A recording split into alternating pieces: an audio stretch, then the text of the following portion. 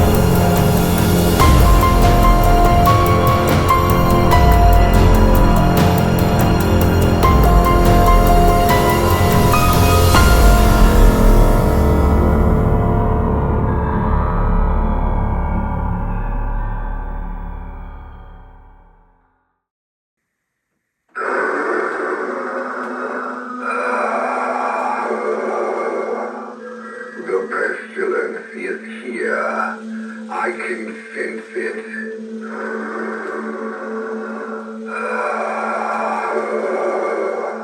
Bring me your sick. It is my duty to rid the world of it.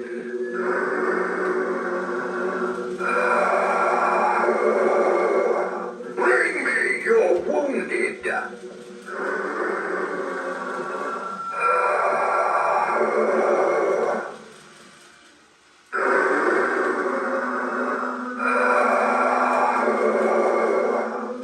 Lavender in my mask is barely covering your stench.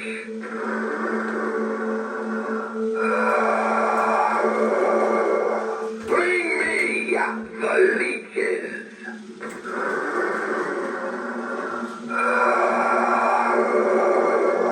It is time to cure you of your ailments.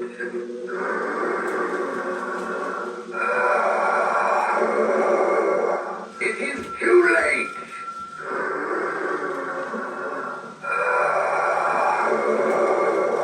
Another name in the death toll. What is your last wish?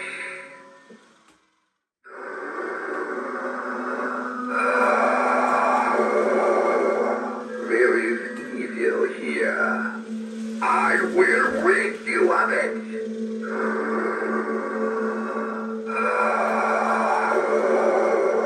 I have seen this form of illness in another autopsy.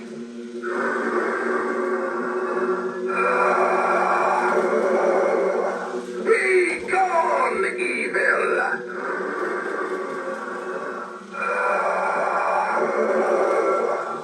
Nothing is working.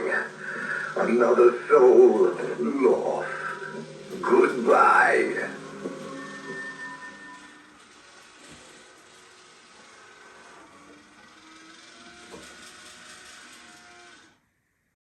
And that was the 7-foot animated LED Plague Doctor from Home Depot. If you didn't experience a sense of discomfort or fear after watching that demo, then I don't know what animatronic is going to do it for you. He's wonderfully creepy from the top down, and that swiftly brings me to my first point of this could easily be a static prop, though don't get me wrong, I love all the animated features it has, but by being a Plague Doctor, it naturally is intimidating. By choosing to take on a Plague Doctor, you've already got a great base concept to work with, and what Pan Asian Creations, also known as PAC or PAC, anyways, they're the manufacturer of this prop. What they've done, I'm rather impressed with. I know not everyone is a fan of the Raven staff, but I think it complements the look they have going on here. With all this leather and drapery, and of course it being a beak up here for the mask, it makes a whole lot of sense. I could keep pointing out great things about this animatronic, but I think it'd be more beneficial to you to know the one issue this has that really does stand out, and that's the poor quality of the speakers.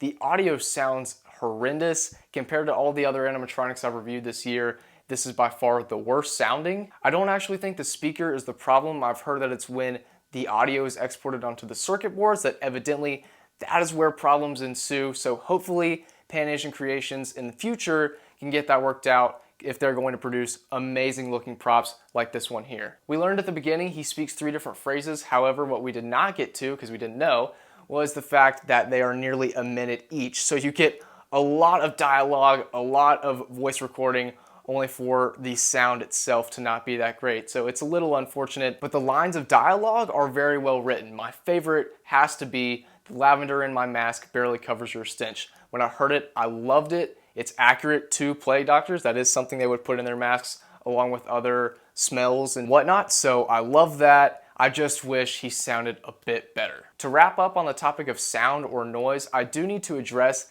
how noisy he is. The machinery inside really clinks together. I have a particular issue in the neck where it's almost grinding. I'm going to have to look into that later. But what is to be expected is the spring, which launches the staff out. That's going to make some noise. I'm okay with that. And then also you've got some other winding mechanisms in there, which lift up his right arm to get that swaying of the lantern. Since there are so many animations, you are bound to hear some of them. It's just something you need to know prior to purchase. Another thing you should be aware of, which you probably saw on the box, is that this is indoor/outdoor covered, which means you cannot have them outside in rain or anything to that degree. It sure would be nice if he could withstand the elements, though based off his quality, that's not gonna happen. You're gonna have to haul him in each night. It's not super easy, I'll admit, but if you just have someone lift up his shoulders, you pick up the base, you'll get him inside, no problem. To wrap up, I'll give you my final thoughts and tidbits that did come to mind as I went on filming this review.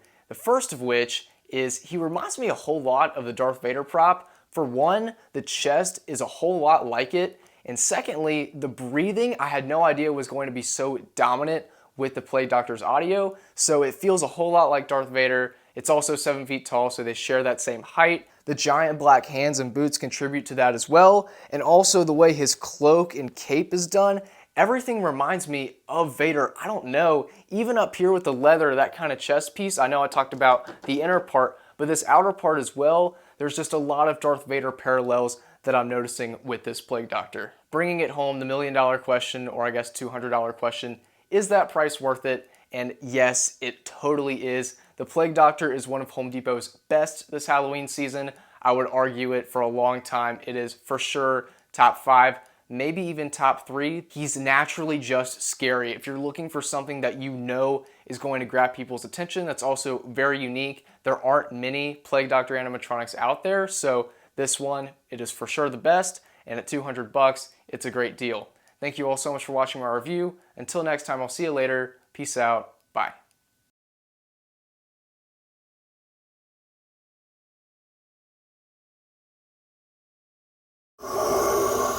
This lavender in my mask is barely covering your